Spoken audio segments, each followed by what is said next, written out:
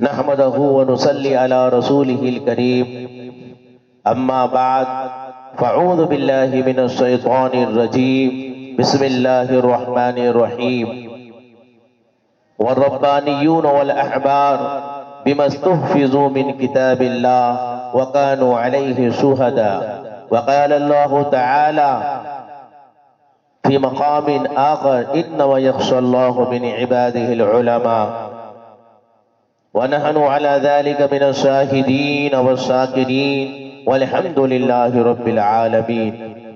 میرے عزیزوں، آج 26 جنوری میرے عزیز یوم جمہوریہ، اس دن سویدھان بنا جسے ہم ریپبلک ڈے کہتے ہیں کہ 26 جنوری کے اندر ہمارے اس ملک کا سویدھان بنا کہ ملک میں جتنے بھی دھرم کے لوگ ماننے والے ہیں سب کو اپنے اپنے دھرم پر آزادی کے ساتھ جو ہے اپنے دھرم پہ چلنے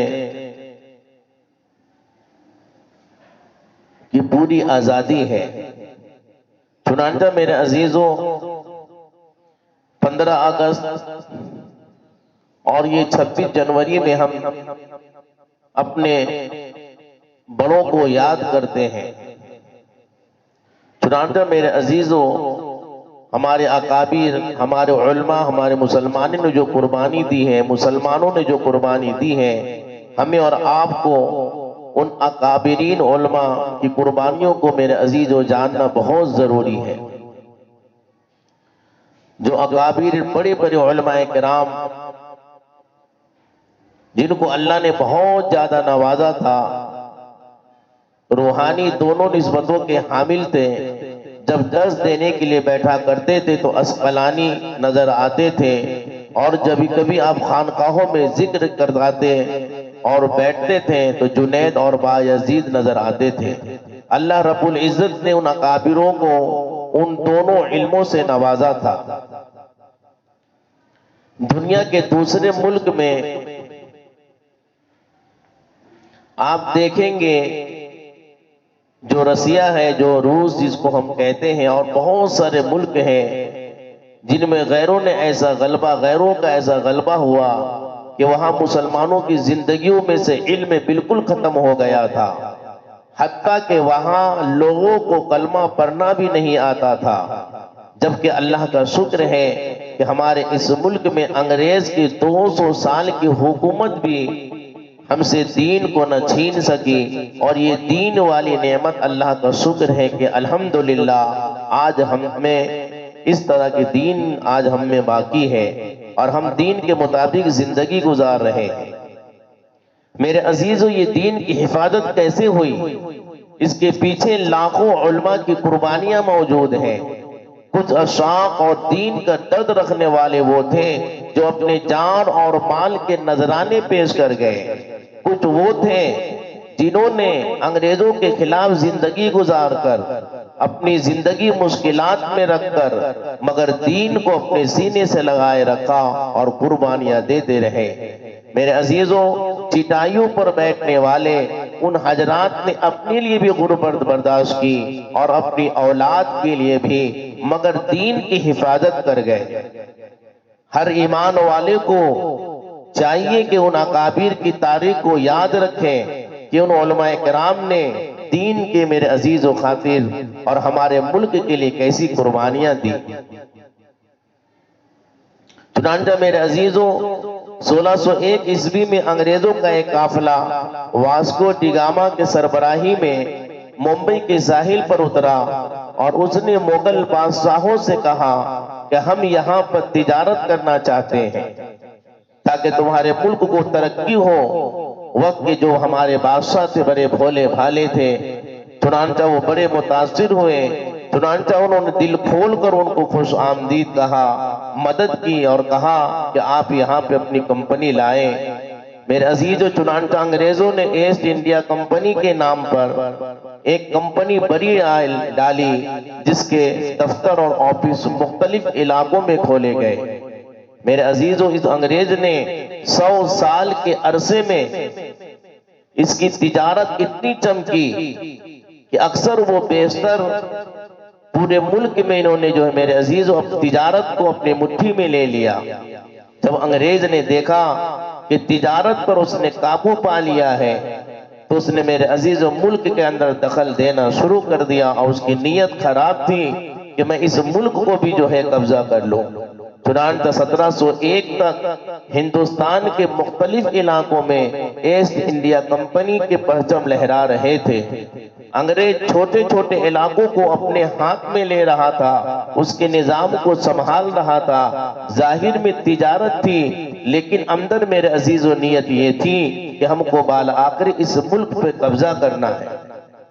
انگریز ان کاموں کو اتنی چالاکی سے، عیاری اور ہوشیاری سے کر رہا تھا کہ وقت کے جو ہے بادشاہوں نے اس کو جو ہے بھانپ نہ سکا، اور 1740 تک انگریز 4 مختلف صوبوں کا گورنر بن چکا تھا۔ لیکن میرے عزیزوں، قدرت کے کچھ اور فیصلے ہوتے ہیں۔ چنانچہ میرے عزیزوں، انگریز کی کوشش اتنی زیادہ ہو رہی تھی تو رب کریم نے دوسرے طب ان کے مقابلہ کرنے کے لیے اپنے ایک بندے کو پیدا کیا۔ چنانچہ دہلی کے ایک بزرگ عالم دین شاہ عبد الرحیم رحمت اللہ علیہ کے یہاں ایک بیٹا پیدا ہوا جن کا نام انہوں نے ولی اللہ رکھا۔ 1702 میں شاہ ولی اللہ محدث دہلوی رحمت اللہ علیہ کی ولادت ہوئی۔ انگریزوں کے اس ملک میں آنے کے پورے 100 سال بعد شاہ ولی اللہ محدث دہلوی رحمت اللہ علیہ پیدا ہوئے۔ جب اپنی جوانی کی عمر کو پہنچے تو جو علماء کرام مقامی تھے ان سے آپ نے علم حاصل کرا، اور وہ حاصل کرنے کے بعد مدینہ تشریف لے گئے، اور انہوں نے وہاں شیخ ابو طاہر مدنی رحمت اللہ علیہ سے علم حاصل کیا۔ شاہ ولی اللہ وہ عالم دین تھے جنہوں نے سب سے پہلے قرآن مجید کا فارسی میں ترجمہ کیا، جن کی کتابیں حجت البالغہ اور بہت ساری کتابیں مشہور ہیں، اکثر علماء کی نظروں سے گزرا ہے۔ انہوں نے حرمین شریفین سے واپس ہندوستان آ کر باقاعدہ دین کی تعلیم و تدریس کا سلسلہ شروع کر دیا۔ اللہ تبارک و تعالیٰ نے شاہ ولی اللہ رحمت اللہ علیہ کو بیٹے عطا فرمائے۔ اللہ رب العزت نے انہیں جو ہے اولاد کی نعمت سے مالا مال فرمایا۔ چنانچہ شاہ عبد العزیز رحمت اللہ علیہ، شاہ عبد القادر رحمت اللہ علیہ، شاہ عبد الغنی رحمت اللہ علیہ، شاہ رفیع الدین رحمت اللہ علیہ، یہ سب آفتاب اور مہتاب تھے۔ چنانچہ شاہ رفیع الدین اور شاہ عبد القادر نے اردو زبان میں قرآن پاک کا ترجمہ بھی کیا۔ 1762 میں شاہ ولی اللہ محدث دہلوی رحمت اللہ علیہ کی وفات ہو جاتی ہے۔ انگریزوں کے خلاف جہاد کا فتویٰ۔ اس کے بعد ان کے بڑے فرزند شاہ عبد العزیز رحمت اللہ علیہ جب ان کے مسند پر بیٹھے تو شاہ عبد العزیز رحمت اللہ علیہ کو اللہ رب العزت نے فراست مومنہ عطا فرمایا تھا۔ انہوں نے محسوس کر لیا یہ انگریز کے ارادے خطرناک نظر آتے ہیں، یہ فقط ہمارے ملک میں ہی قبضہ نہیں کرنا چاہتا بلکہ ہمارے دین کو بھی مٹانا چاہتا ہے، ہم کو ہمارے دین سے جو ہے دور کرنا چاہتا ہے۔ چنانچہ 1772 میں شاہ عبد العزیز رحمت اللہ علیہ نے انگریز کے خلاف جہاد کا فتویٰ دے دیا کہ ان کو ملک سے نکالو اور آزادی حاصل کرو، کیونکہ یہ مسلمانوں کے اوپر فرض ہو چکا ہے۔ میرے عزیزو، فتویٰ کا یہ نتیجہ تھا، اثر تھا۔ چنانچہ 1772 کے اس فتوے کے بعد جتنی بھی آزادی تحریکیں چلی ہیں دراصل وہ اس فتویٰ کا نتیجہ تھا۔ تحریک ریشمی رومال، جنگ آزادی، تحریک بالا کوٹ اور بہت ساری تحریکیں آزادی کی تھی۔ اس طرح جتنی بھی کوشش تھی وہ سب کی سب شاہ عبد العزیز رحمت اللہ علیہ کے فتویٰ کا نتیجہ تھا۔ مسلمانوں کے اندر ایک شعور پیدا ہونا شروع ہو گیا۔ انگریز لوگ فقط اپنی تجارت میں نہیں چمکانا چاہتے بلکہ ہمارے دین سے ہم کو دور کرنا چاہتے ہیں۔ اس شعور کے پیدا ہونے کے بعد دوسرے علماء کرام نے بھی اس حقیقت کو محسوس کیا اور انگریزوں سے نجات حاصل کرنا ضروری اپنے آپ کو سمجھنے لگے۔ چنانچہ میرے عزیزوں، 1792 میں حیدر علی کے بیٹے ٹیپو سلطان نے انگریزوں کے خلاف جنگ لڑی.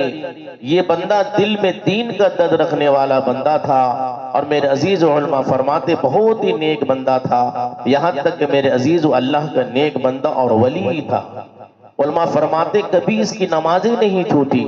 انگریزوں نے میرے عزیز اس کو ہمارے سامنے ایسا پیش کیا، حالانکہ علماء فرماتے ہیں کہ ان کے چہرے میں سنت تھی، وہ سنت کے لباس میں رہنے والے تھے. میرے عزیزوں کبھی ان کی نمازیں نہ چھوٹی ہو تو میرے عزیزوں سمجھو وہ کیسا اللہ کا نیک بندہ ہوگا. تو ٹیپو سلطان بڑے اللہ کے نیک بندے اور ولی تھے میرے عزیزوں. وہ اپنے کئی فوجیوں کو لے کر انگریز کے ساتھ جنگ میں میدان میں کود جاتے ہیں. اور جب تک میرے عزیز ٹیپو سلطان رہتے ہیں، انگریز کا مجال نہیں تھا کہ میرے عزیز جو ہے اس ہندوستان میں قبضہ کر لیں. ٹیپو سلطان کا نام سن کر میرے عزیز انگریز کانپ جاتے تھے. جب تک ٹیپو سلطان لڑتے رہے، جب تک میرے عزیز انگریز کو ہمت نہ ہوئی کہ وہ میرے عزیز ہمارے ملک کے اندر قبضہ کر لیں. چنانچہ میرے عزیز و انگریز نے دیکھا کہ اس سے لڑنا بہت مشکل ہے. چنانچہ میرے عزیز اس نے جو ہے پھر میرے عزیز جو ہے زمین اور جائیداد کا لالچ دے کر ایک منافق کو پیدا کیا جس کا نام میر صادق تھا. انگریزوں نے میر صادق کو بہت سارے زمین اور مال دے کر لالچ میں اس وہ آ گیا، اور اس نے کہا یہ ساری زمین کا تجھے مالک بنا دیا جائے گا. چنانچہ میرے عزیز و میر صادق کی منافقت کی وجہ سے ٹیپو سلطان کو شہادت نصیب ہوئی اور مسلمانوں کو فتح نصیب نہ ہو سکی. جب انگریزوں نے میسور پہ قبضہ کر لیا تو وہ بڑے مطمئن ہوئے، چلو مسئلہ حل ہو گیا ہے. مگر اس کے کچھ عرصے کے بعد نواب سراج الدولہ نے انگریز کے ساتھ پلاسی کی جنگ لڑی. اس کی فوج میں بھی ایک منافق تھا جس کا نام میر جعفر تھا. اس کو انگریز نے حسب عادت اس کو بھی مال و دولت کا لالچ دیا تو اس نے سارے راز میرے عزیزوں ان کو بتلا دیے. چنانچہ میرے عزیزوں یہ جنگ پلاسی میں بھی اپنے میرے عزیزوں جو انجام کو پہنچی اور انگریز اس میں بھی غالب آ گیا، اور میرے عزیز سراج الدولہ کو میرے عزیز شکست کھانی پڑی. رنجیت سنگھ کی قیادت جب انگریز نے میسور اور پلاسی کی جنگیں جیت لی تو اس نے سوچنا شروع کر دیا آخر یہ تحریکیں کیوں ہو کھڑی ہوتی ہیں. کوئی نہ کوئی آ کر تحریکیں چلانا شروع کر دیتا ہے، ان کا کچھ پکا بندوبست کرنا چاہیے تاکہ آئندہ ہمارے خلاف کوئی تحریک کھڑی ہی نہ ہو سکے. چنانچہ میرے عزیزوں اس نے مسلمانوں کے اوپر اپنا شکنجہ کسنا شروع کر دیا، لیکن اس نے یہ بھی محسوس کیا اگر میں مسلمانوں پر بلا واسطہ ظلم ڈھاؤں گا تو وہ انگریزوں کو اور زیادہ مخالف اور دشمن بن جائیں گے. چنانچہ 1824 میں اس نے رنجیت سنگھ کو پنجاب کا گورنر بنا دیا تاکہ جو ہے وہ آپس میں لڑتے رہے. رنجیت سنگھ کے انگریز کے اشاروں پر مسلمانوں کا وہ برا حشر کیا جس کو پڑھ کر انسان کے رونگٹے کھڑے ہو جاتے ہیں. علماء کو قتل کیا، مسلمانوں کی عورتوں کو بے آبرو کیا، ان کی مال اور جائیداد کو قبضے میں لے لیا. جس طرح سے بھی وہ مسلمان کو پریشان کر سکتا تھا اس نے کرنے میں کوئی کمی نہ کسر چھوڑی. 2 سال تک یہ سلسلہ جاری و ساری رہا. سید احمد شہید رحمت اللہ علیہ کا جہاد بالا آخر دل میں دین کا درد رکھنے والے ایک بزرگ سید احمد شہید رحمت اللہ علیہ نے دیکھا اب کسی نہ کسی کو قربانی دینی ہوگی تاکہ مسلمانوں کو ان مصیبتوں سے نجات مل سکے. لہذا وہ ان کے شاگرد شاہ اسماعیل شہید رحمت اللہ علیہ جن کے ساتھ تقریباً 900 مسلمان اور 1000 مرید تھے، انہوں نے انگریز کے خلاف قدم اٹھانے کا فیصلہ کیا اور وہ خیبر کے راستے پشاور کے اندر داخل ہوئے. پہلے حملے میں سید احمد شہید رحمت اللہ علیہ نے پشاور کو فتح کر لیا.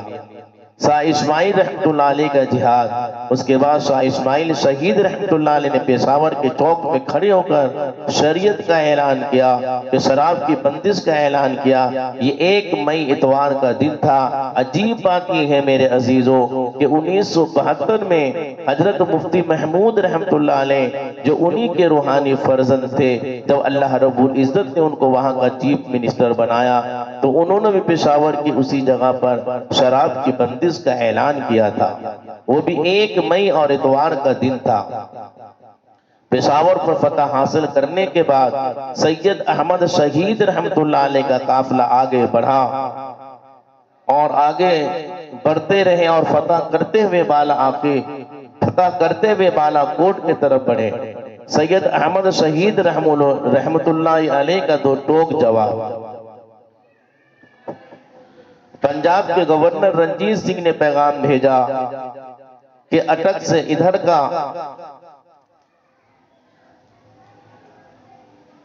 علاقہ تم سنبھالو اور ادھر کا علاقہ ہم سنبھالتے ہیں۔ سید احمد شہید رحمت اللہ علیہ نے فرمایا کہ مجھے زمین کی مال کی کوئی ضرورت نہیں، مجھے جو ہے بلکہ مجھے لوگوں کے دین کی ضرورت ہے۔ میں تو دین کی حفاظت کے لیے قدم اٹھا چکا ہوں، میں اپنے قدم بڑھاؤں گا، یا تو مجھے فتح نصیب ہوگی یا پھر مجھے شہادت نصیب ہوگی۔ چنانچہ انگریز کے حکم پر رنجیت سنگھ اپنی فوج لے کر وہاں مقابلے کے لیے جاتا ہے۔ بالا کوٹ کے قریب سید احمد شہید رحمت اللہ علیہ نے پڑاؤ ڈالا ہوا تھا۔ انگریز نے مقامی دیہاتی کو لالچ دے کر ان سے معلومات حاصل کی۔ میرے عزیزو، یہ غداروں نے چھپ کر جب آپ تہجد کی نماز پڑھتے ہوئے شہید کر دیا گیا، سید احمد شہید رحمت اللہ علیہ کو شہید کر دیا جاتا ہے۔ 5 مئی کو سید احمد شہید رحمت اللہ علیہ کی شہادت ہوتی ہے تو شاہ اسماعیل شہید رحمت اللہ علیہ نے پھر انگریز سے جنگ کرنی شروع کر دی۔ 4 دن تک میرے عزیزو یہ جنگ چلتا رہا حتیٰ کہ 9 مئی کو شاہ اسماعیل شہید رحمت اللہ علیہ بھی شہید ہو جاتے ہیں۔ یہ وہ حضرات ہیں جن کی قبر آج بھی میرے عزیزو بالا کوٹ میں موجود ہے۔ شاہ اسماعیل رحمت اللہ علیہ کی کرامت۔ تاریخ میں ایک عجیب واقعہ لکھا ہوا ہے کہ جب شاہ اسماعیل شہید رحمت اللہ علیہ چاروں طرف سے گھیر لیے گئے تھے تو ایک سکھ نے نبی پاک علیہ السلام کی شان میں گستاخی کے الفاظ کہے، دوسرے نے ان کے اوپر تلوار تان لی۔ شاہ اسماعیل شہید رحمت اللہ علیہ کے دل میں عشق کی محمد صلی اللہ علیہ وسلم کی ایسی محبت تھی کہ آپ ان نازیبا الفاظ کو سن کر تڑپ اٹھتے ہیں۔ آپ نے قسم کھائی کہ میں اس وقت تک نہیں مروں گا جب تک کہ میں تیرا کام تمام نہ کر لوں گا۔ یہ کہہ کر آپ نے اس کے اوپر خنجر کا وار کرنا شروع کیا، مگر دوسرے سکھ نے آپ پر تلوار کا وار کیا، آپ کا سر آپ کے تن سے جدا ہو جاتا ہے۔ عجیب بات یہ ہے میرے عزیزو، بدن چونکہ حرکت میں آ چکا تھا اور ہاتھ میں خنجر تھا، لہٰذا بدن بغیر سر کے اس کے پیچھے بھاگتا رہا۔ جب سکھ نے دیکھا کہ بغیر سر کے یہ بدن میرے طرف بھاگ رہا ہے تو وہ ڈر کے مارے پیچھے گر جاتا ہے۔ آپ اس کے اوپر گرے اور آپ کا خنجر اس کے سینے میں پیوست ہو جاتا ہے۔ اس طرح آپ کی قسم اللہ تبارک و تعالی نے پوری فرما دی۔ حدیث پاک میں آتا ہے کہ اللہ کے کچھ بندے ایسے ہوتے ہیں کہ اللہ رب العزت کے ہاں ان کا وہ مقام ہوتا ہے، جب وہ قسم کھا لیا کرتے ہیں تو اللہ رب العزت ان کی قسم کو پورا کر دیا کرتے ہیں۔ چنانچہ اسماعیل شہید رحمت اللہ علیہ کتاب تقویت الایمان اور بہت سارے ایسی کتابیں ہیں جو آپ کی کتاب بہت مشہور ہیں۔ آپ کا یقین کامل کی نشانیاں ہیں، آپ کا نعت کلام بھی بہت مشہور ہے۔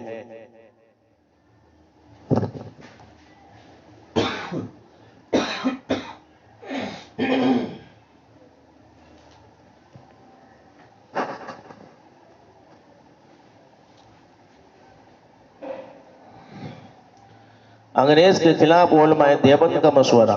جب انگریز اس میدان میں غالب آ گیا تو بقیہ علماء نے 1856 میں آپس میں مشورہ کیا کہ انگریز کے خلاف ہمیں کوئی اور قدم اٹھانا چاہیے۔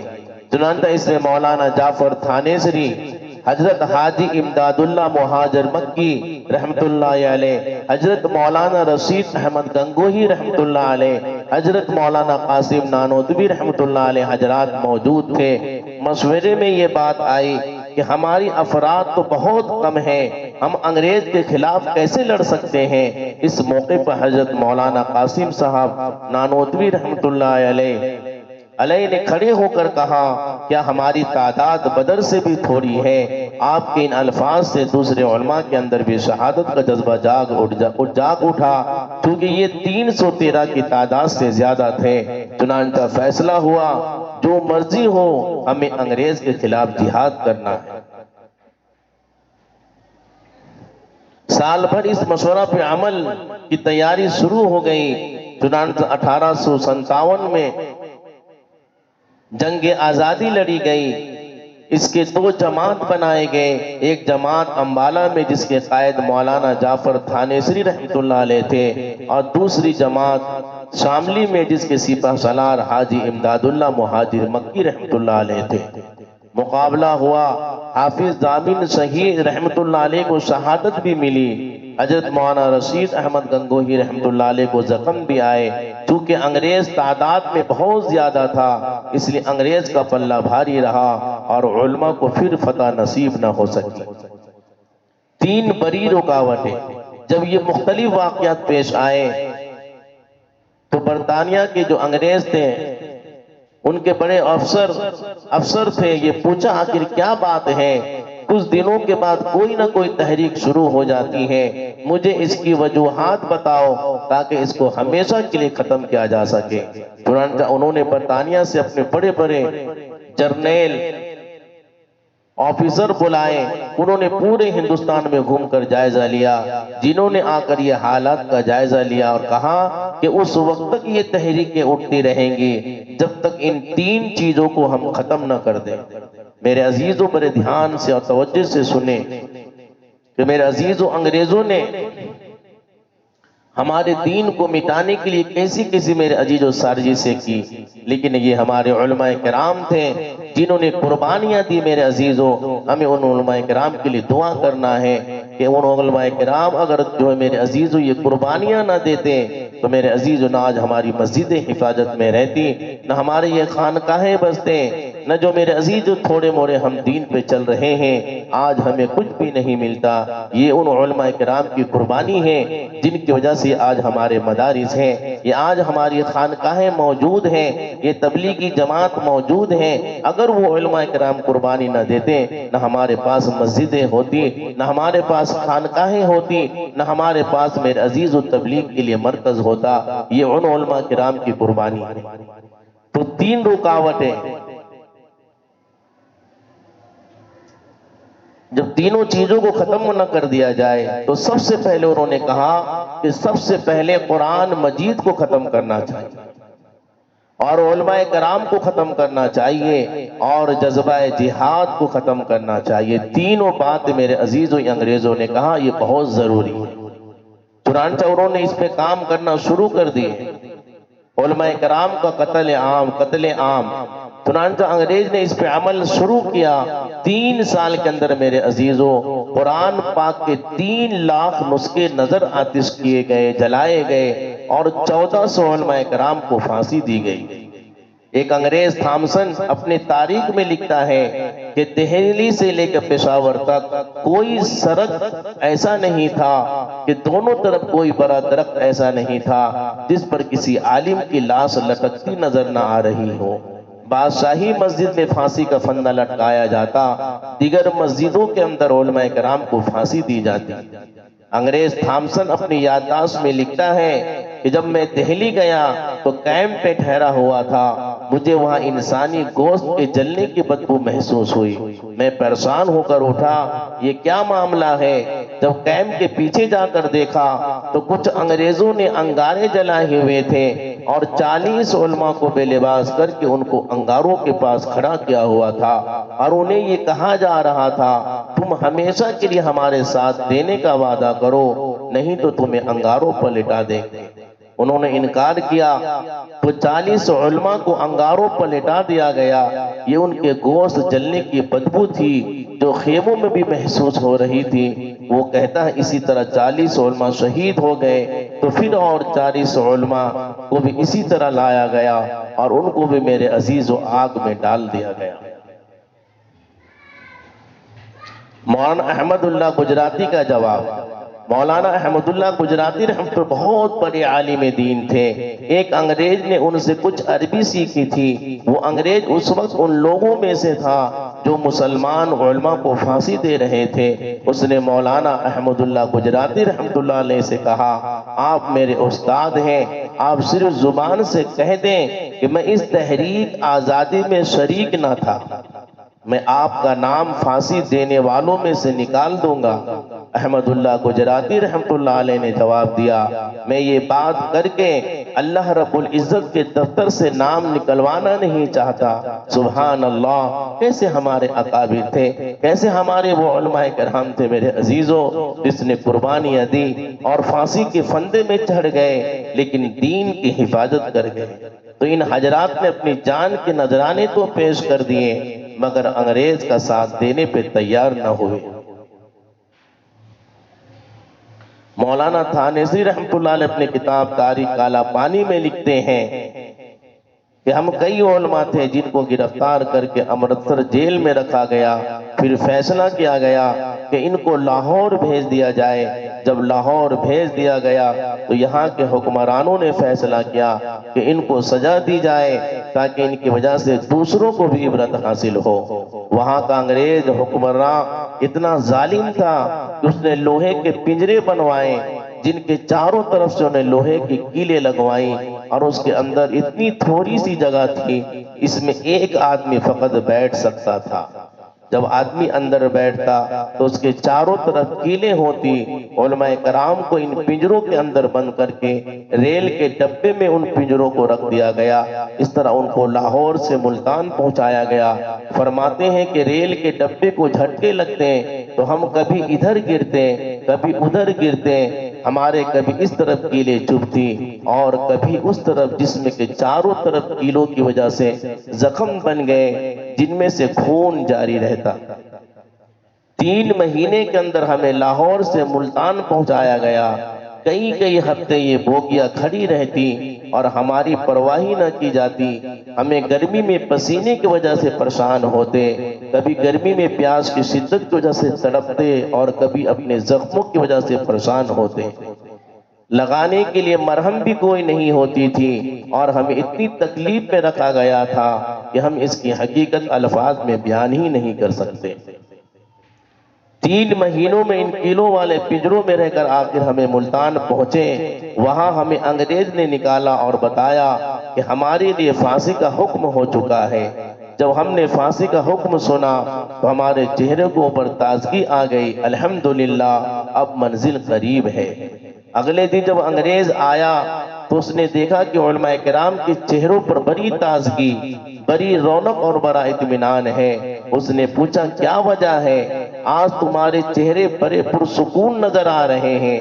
ایک عالم نے کہا اس لیے کہ ہماری شہادت کا وقت قریب ہے۔ جب انگریز نے یہ سنا تو وہ سوچنے لگ گیا، چنانچہ اس نے فوراً اپنے افسر سے رابطہ کیا کہ ان کو پھانسی دیں گے تو اس پر یہ خوشیاں منا رہے ہیں، ہم ان علماء کو خوش نہیں دیکھ سکتے۔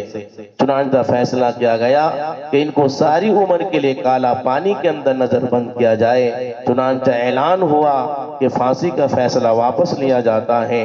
اس موقع پر مولانا جعفر تھانیسری رحمۃ اللہ علیہ نے ایک عجیب شعر کہے، کیا کہوں کیسے رہائی ہوتے ہوتے رہ گئی، اگر شہادت نصیب ہو جاتی تو رہائی ہو جاتی۔ سبحان اللہ میرے عزیزو، یہ شہادت کی کیسی محبت، کتنا